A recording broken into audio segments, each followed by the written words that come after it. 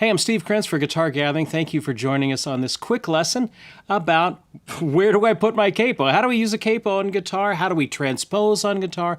All of those sorts of things. Now, there is a PDF that goes along with this. That the link is in the YouTube description down below. It is a capo and transposition chart of where do I put my capo and how do I transpose a song to make it work out right. So that's going to be really, really helpful to you. All right, so let's talk about capos. Capos come in a variety of sizes and types, but basically here's the idea for a capo. On a normal guitar, we have kind of our nut over here, and as I'm playing, there's certain strings that are ringing open. Well, with a little capo device, a little clamp, I can come up here, put this on here, clamp it down, and now I can play the exact same thing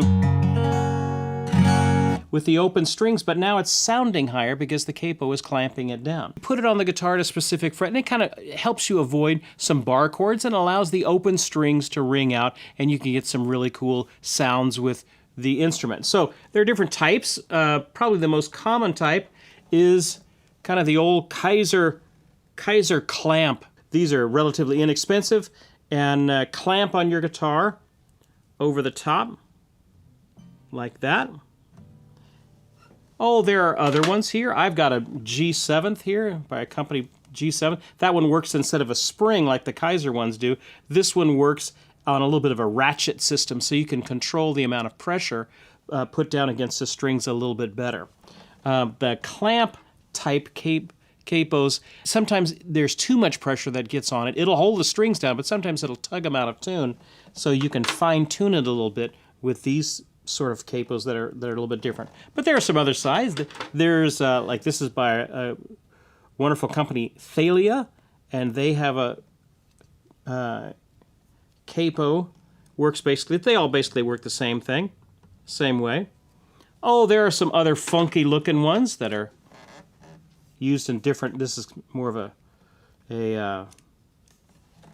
put it on the front and bring it over the back sort of a thing. And you can roll this one around, so that's another way of doing it. So there's a lot of different companies that put them out. There's also a very important difference. There are also sizes of capos. Normal guitar like this, which has a neck of about 1 7/8 inches, a regular capo works fine, but when I get to a classical guitar with a wider neck, it needs a wider capo. A regular capo will work, but it's not going to get all of the strings down there, so we need something a little bit wider. So here is a classical guitar capo by G7. You'll notice it's a bit longer than the other one. I don't know if y'all can see that. It's a bit longer, and it'll handle a neck that's 2 inches wide. So if you can try using a regular capo on a classical guitar, but you might have some problems with it because the neck is just wider. There's also partial capos that hold down certain strings and don't hold down others. Those are more of a specialty sort of item. So let's get into it. Why do I use a capo? What's the whole purpose of a capo? Well, it's not cheating. You know, I kind of grew up playing jazz, and where we always do a lot of bar chords and things like that, and I always kind of had in my head during those years that a capo was cheating. And it's not really cheating, it's just another tool that you can use. There are certain chord voicings on guitar that sound particularly good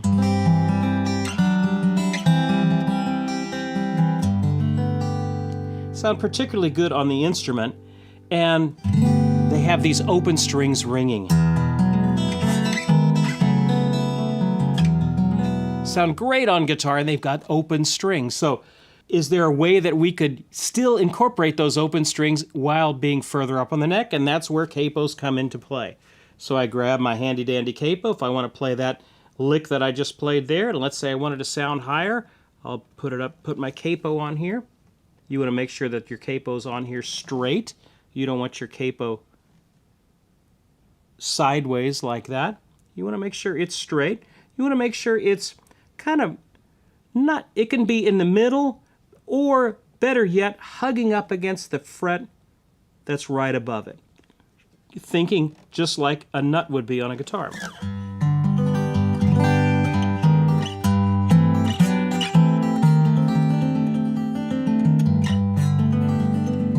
So now I'm able to get all of these fancy open string voicings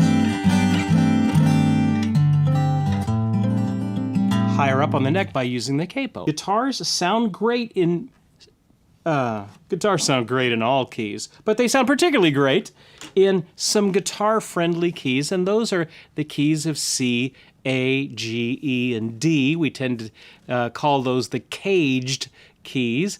C, A, G, E, and D. Those use a lot of open strings. We have a lot of common voicings, and guitars sound particularly good in those keys. When I get into other keys, I have to use a lot of bar chords, which, particularly on an acoustic, doesn't sound that great. What makes the sound of a guitar great is the open strings, and so that's one of the things that we're trying to accentuate. You always want your guitar to sound its best. You're going to be asked to play sometimes in keys that are not in these guitar-friendly keys of C, A, G, E, and D, and if you need to sound in a key that's other than these, a good way to do that is to use a capo. So, which leads us to the question, where do I put my capo? Here's where our PDF comes to play. Look at this capo chart. Basically, I'm giving you several different options when you use a capo, and I'm giving you 3 different options. If I wanted to use a capo for the most natural sound of the instrument, I want the capo as low as I can have it down here. So let's say if I want to play in the key of A flat. Okay, well, if I didn't have a capo, then I'm having to use a lot of bar chords, and doesn't work out real well. So I want to try and put it in a guitar-friendly key. So I grab my handy-dandy capo.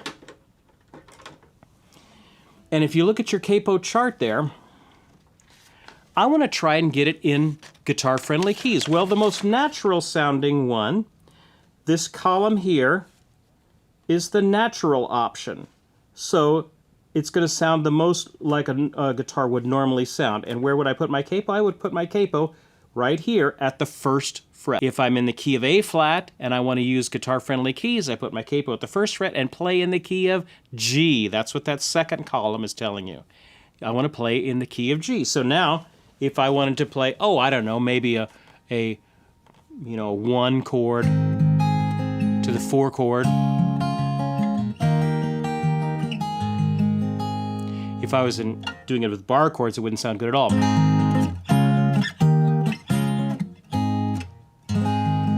If I put my capo and start playing in G, then I can use all my funky G voicings.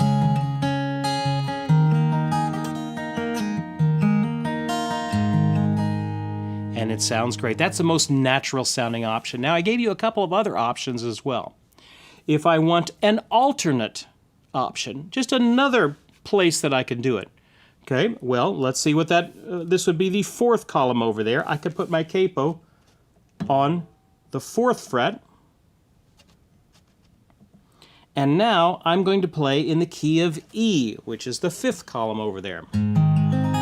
So I'm still sounding in the key of A flat, but now I can use my E voicings.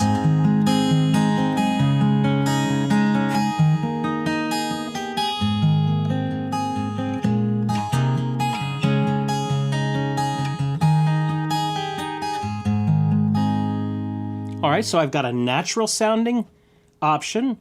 I've got an alternate option, these alternate options are great for if you're playing with maybe multiple guitar players and somebody is already down here using this option and I don't want to just repeat what they're doing, then I will go up to the 2nd option, the alternate option, and use that, and it'll get me in different voicings and I'll be able to create a part that's unique and interesting. Now, I also gave you a 3rd possibility. So we've got the natural sound, we've got the kind of an alternate sound if we want to use a capo. If I want to make it a high sound, higher up on the instrument, a really unique sound, characteristically chimey sort of a sound. And so what's a high option for that? Well, I can just put my capo at the 6th fret if I want to sound in the key of A flat.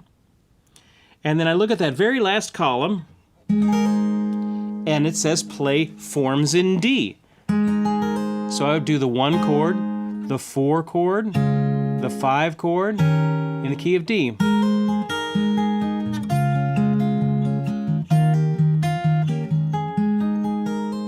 Now I've got the guitar. I'm still sounding in the key of A flat, but I've got the guitar sounding its best with these lots of good open strings running around there. All right, so there's basically how that chart works. You never have to wonder. You don't have to do all this sort of math to figure it out. Just read the chart. You got to know what key you want to actually end up sounding in. And then it's going to give you 3 options. The most natural sound, an alternate sound, which is kind of in the middle, and then a high sound. Capos work really well up until about the 7th, maybe the 8th fret, and after that, while you can still use them, you start running out of neck here. So yes, I could use my capo at the 10th fret, but it's a little hard to finger up there because you just start running out of neck before you hit the body. So they work great up until about the 7th or 8th fret. So once you get above that, then they're not going to you're not going to have much room to finger what you need to do. Let's do another example. Let's say I'm in the key of let's say if I want to sound in the key of E flat. E flat, not a great key on guitar. Where do I go? Well, I look down here on my handy dandy chart, about 7 or 8 rows down, and I see E flat. And then if I wanted to make it natural sounding, I put the capo at the 1st fret, and I play my voicings in D.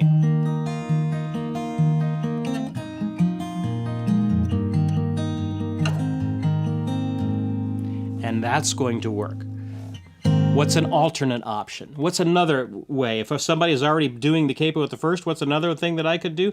Well, I can go up here to the 3rd fret, put my capo down there, clamp it nice and firm, and now I'm going to play in the key of C. Use my C voicings.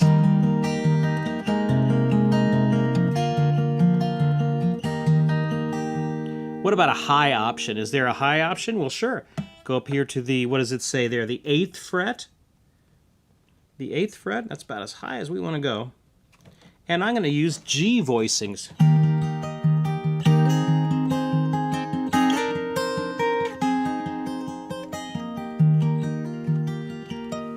Probably the question that's coming into your head is, but Steve, how do I transpose then the chords that I'm looking at on the song into the chords that I need to use for the capo? How do I do that? All right, well, if only some schmuck would have written it out, and it did. Flip over the chart.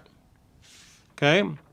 Now, most songs you're going to run across in this big world of ours are going to use the 1 chord, the chord that occurs on the 1st note of the scale, the chord that occurs on the 4th note of the scale, and the chord that occurs on the 5th note of the scale. And then they also may use the one that occurs on the 6th note of the scale as well. So the 1, the 4, the 5, and the 6 are generally, you can cover just about 80% of the songs you're ever going to hear using those chords in a key, those 4 chords in a key. The 1 chord, the 4 chord, the 5 chord, and the 6 chord. All right, so the trick then becomes, how do I transpose what chord am I at? All right. So let's say you're looking at your song, and your song is in the key of E flat, let's say. All right. Well, I go to or let's say A flat. That'll be easier to see. The key of A flat. There's A flat. You go right over 1 over. What's the 1 chord? That's the A flat chord. What's the 2 chord? A B flat minor. 3 chords, a C minor. 4 chords, a D flat. 5 chords, an E flat. 6 chords in F minor. I didn't bother giving you the 7 because you don't see it very much.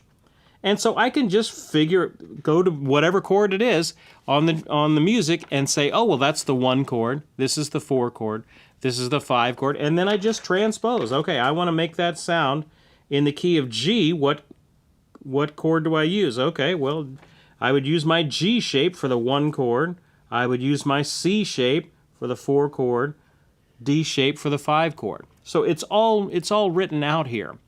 And that's how you would use this to transpose where you're at on these chords that we have on our chart here. The main ideas is that there are 3 options I'm giving you. You need to know what key you want to sound in.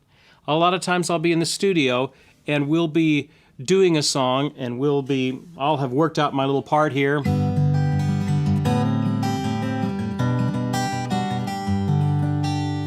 And then the singer will go, oh, that's a little too low. Okay, it's a little too low. No problem. And she'll say, okay, can you raise it up to the next key up? Or 2 steps up maybe. Okay, all right, so I raise it up to 2 steps up. And so now I'm playing the same chords I were before.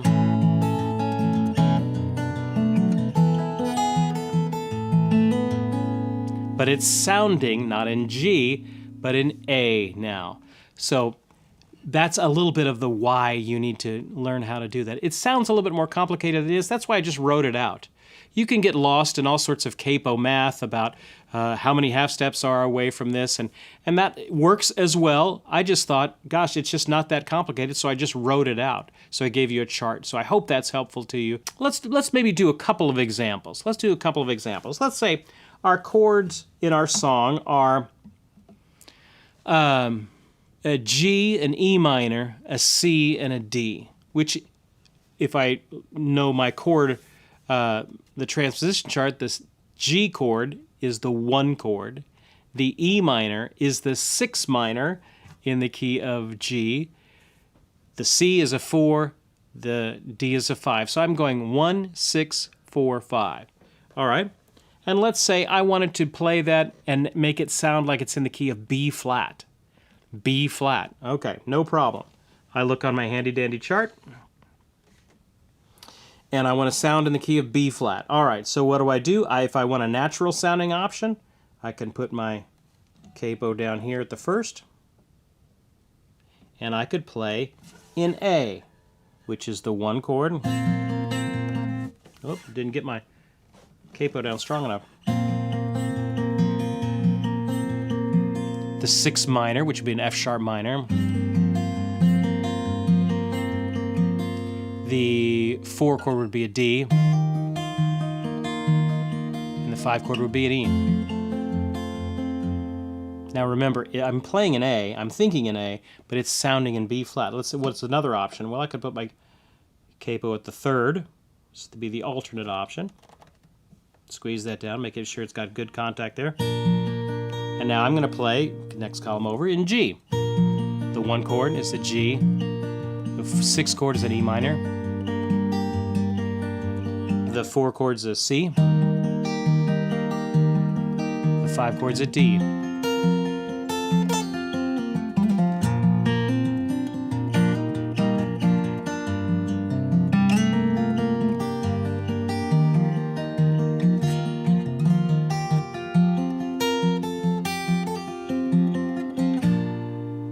End up with a beautiful sounding guitar part thanks to my capo and my handy dandy chart. So hopefully that's of help to you. If you have any questions on that, you can always email me at service@guitargathering.com, and I'll help you out any way I can. Thanks for tuning in. I'm Steve Krenz for Guitar Gathering. Keep up the great work. We'll see you next time.